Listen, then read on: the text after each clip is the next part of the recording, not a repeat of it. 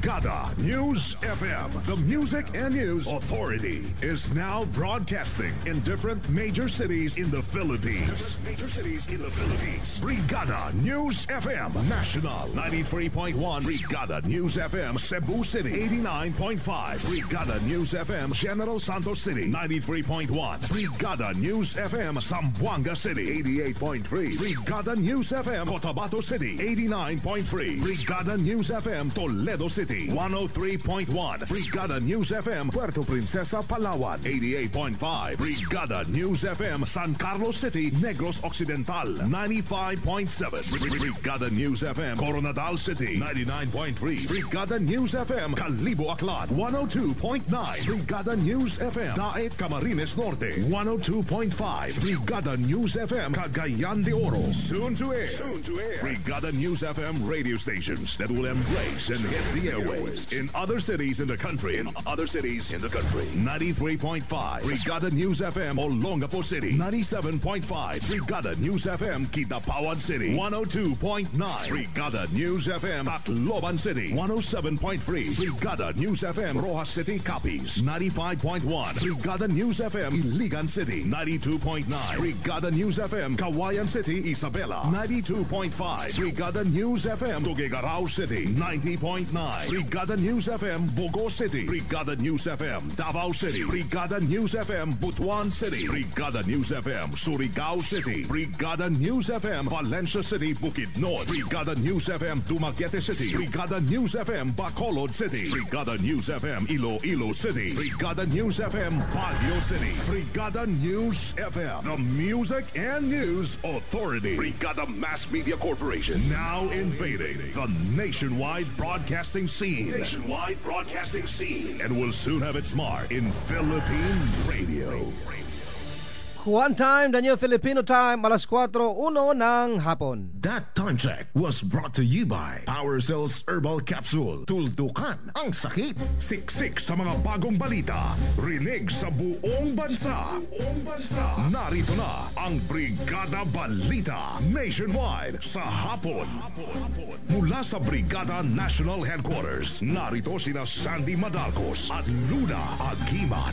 Ang programang ito ay hatid sa inyo ng Power Cells Herbal Capsule. Tuldukan ang sakit. Siksik sa mga bagong balita. Brigada Balita Nationwide. Brigada News Headlines. Sa ating mga headlines, sumanay dami ni Vice President Binay haharap sa pagdinig sa Senado. Pagsibak sa PNP-NCR directors, noon pa daw sana ginawa. Ompong napanatili pa ang lakas habang nasa Philippine Sea. At isa pang suspect sa pagpaslang sa ina ni Cherry Pie Picache, sumuko na. Magandang hapon mga kabrigada, hatid ng Brigada News FM Philippines, ang Brigada Balita Nationwide. Mula dito sa Brigada National Headquarters, kami inyong mga tagahatid balita. Brigada Luna Agimat at Brigada Sandy Madarcos, araw ngayon ng Huwebes, October 9, 2014. 77 days na lang, Christmas na mga kabrigada. Dumako na tayo sa detalye ng ating mga balita. Brigada National! Ang bahaging ito ay hatid sa inyo ng Power Cells Herbal Capsule. Tuldukan ang sakit. Issue sa pangalawang Pangulo. Update. Sa ating mga balita, pinahingi ngayon ng paumanhin ang kampo ni Vice President Jujomar Binay si former Makati Vice Mayor Nisto Mercado sa pagkalagkad sa pangalan ng Filipino-Chinese businessman na si Antonio Tio sa mga isyong ibinabato sa pangalawang Pangulo. Sa panayam ng Brigada News FM kay Cavite Governor Janvic Remulla, kinumpirma nito na nakahanda umanong humarap sa imbestigasyon si Tio para pabulaanan ang aligasyong naging dami ito ni Binay sa mga ari-arian sa Batangas. Tinawag pa ang desperate move ni Remulla ang patuloy na pagkalagkad umano ng ilang senador sa ilang personalidad para masiraan lamang ang vice-presidente. Una nang lumabas sa investigasyon ng Senate Blue Ribbon Subcommittee na ginagamit ng umano ni Binay na dami ang negosyante para ikubli ang totoong yaman nito sa Rosario, Batangas. Matatandaan na sinasabi ng kampo ni Binay na umuupa lamang sila ng 9 na hektarya sa loob ng property para sa kanyang piggery farm business noong 1994, pero nabenta na ito noong 2010. Sa iba pang balita, tinawag na overdue ng grupong Volunteers Against Crime and Corruption o VAC ang naging hakbang ng National Capital Region Police Office na pagsibak sa mga police district directors sa harap ng tumataas na kaso ng kriminalidad sa kanilang mga areas of responsibility. Sa panayam ng Brigada News FM kay VAC Chairman Dante Jimenez, inihayag ng opisyal na matagal na nilang ipinapanawagan kay Interior Secretary Marojas ang pag-review sa performance ng nasabing mga police officials dahil sa umano'y kaliwat ka ng mga crime incidents. Sinabi pa ni Jimenez na dapat ay noon pa isinagawa ang rigodon sa hanay ng kapulisan. Kaugnay nito, ipinagmalaki pa ni Rojas na ang nangyaring rigodon ay bahagi umano ng intensified campaign against anti-criminality ng PNP. Sa datos ng DILG, 14 na mga station commanders na mula sa 38 police stations sa NCR ang sinibak sa pwesto sa nakalipas lamang na taon. Okay yan. Maganda yung mga ganun, mga move. Pero sabi ko nga, overdue na yan. Kung saan pa lumaki yung mga krimen sa mga lugar nila like Quezon City. Matagal na namin sinasabi yan. Quezon City is the crime city of the Philippines na. Center yan. Grabe. Ang tinig po. Ay sa hapon. Ang tinig po ni VAC Chairman Dante Jimenez. Samantala, sumuko na rin sa National Bureau of Investigation ang isa pang suspect sa karumal-dumal na pagpaslang sa ina ng veteranang aktres na si Cherry Pie Picache noong nakaraang buwan. Voluntaryong nagtungo sa NBI headquarters ang suspect na si Sherwin Ledesma na ngayon ay sumasailalim na sa interogasyon ng Death Investigation Division ng ahensya. Matatandaan na una na rin na aresto ng mga otoridad ang isa pang suspect na si Michael Flores. Ang dalawa ay siyang tinuturo na sa likod sa pagpatay sa biktimang si Zenaida Season, 75 na taong gulang. Matatandaan na noong kasagsagan ng Bagyong Mario na datna ni Picache ang ina na naliligo sa sariling dugo at wala ng buhay dahil sa dami ng tinamong tama ng saksak.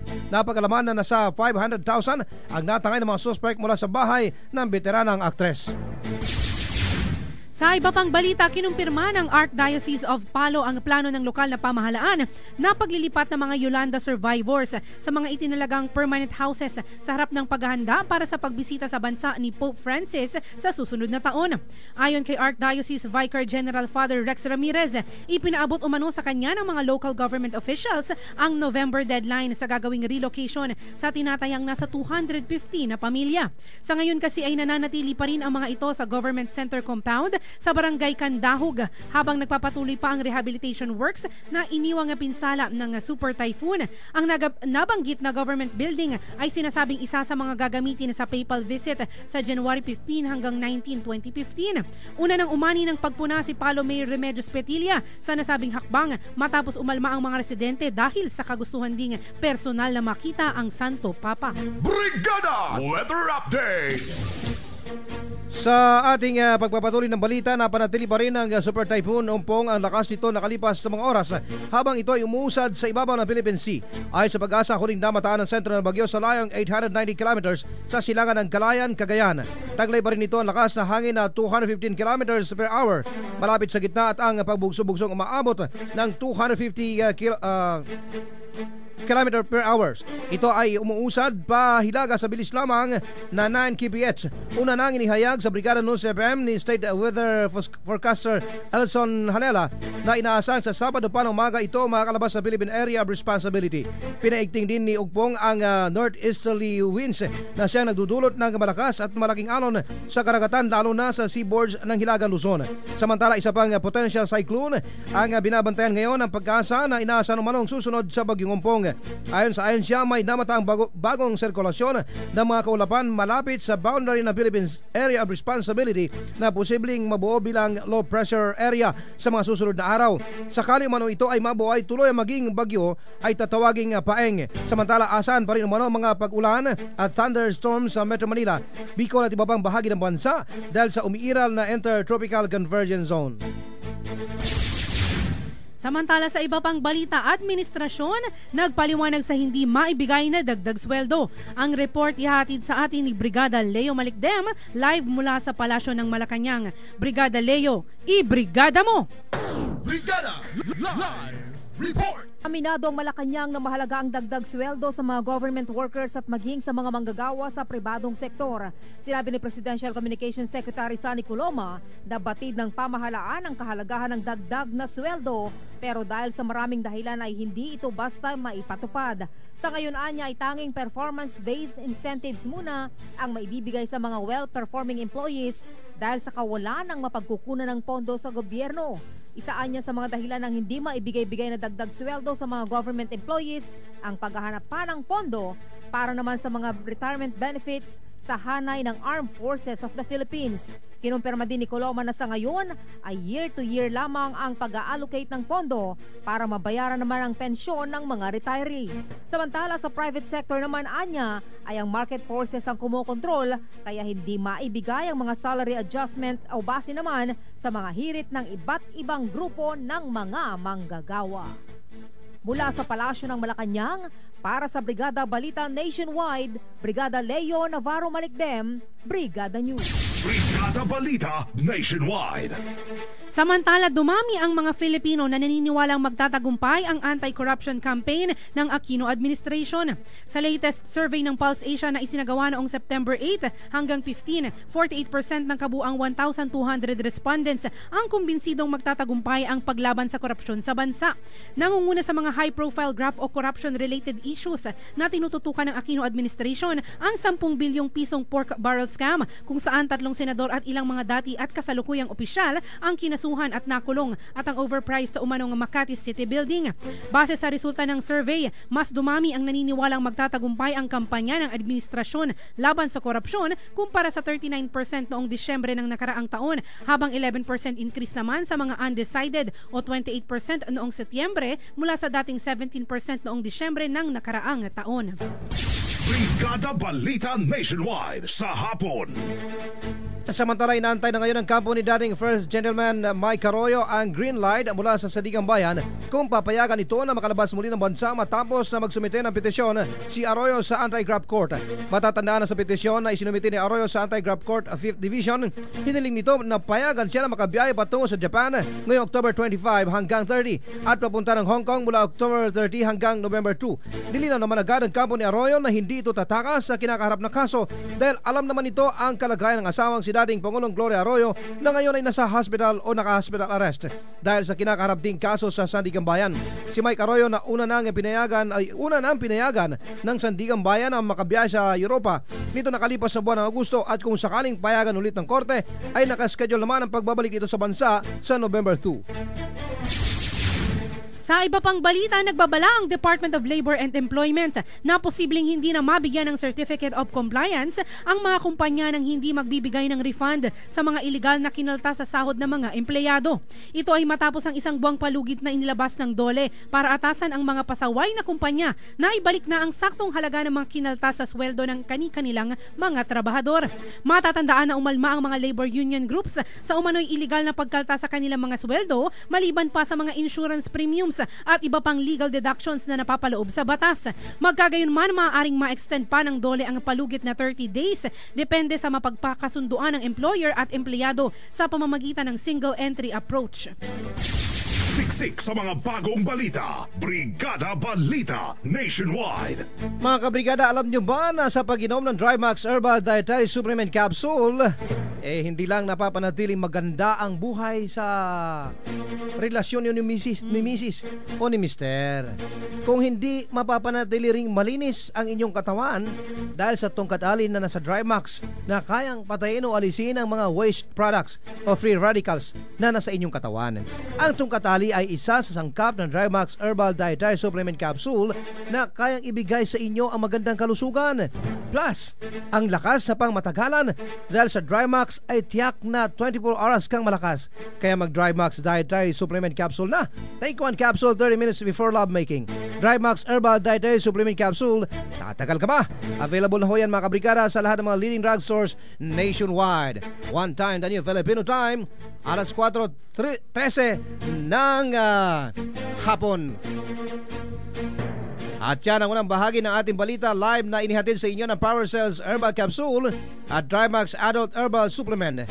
Kasama pa rin si Brigada Luna Aguiman at ang kanyang likod Brigada Santi Matarcos, manatiling nakatutok sa Brigada Balita Nationwide sa hapon.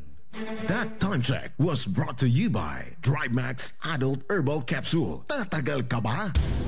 Kailangan mong kumayod ng kumayod ng kumayod.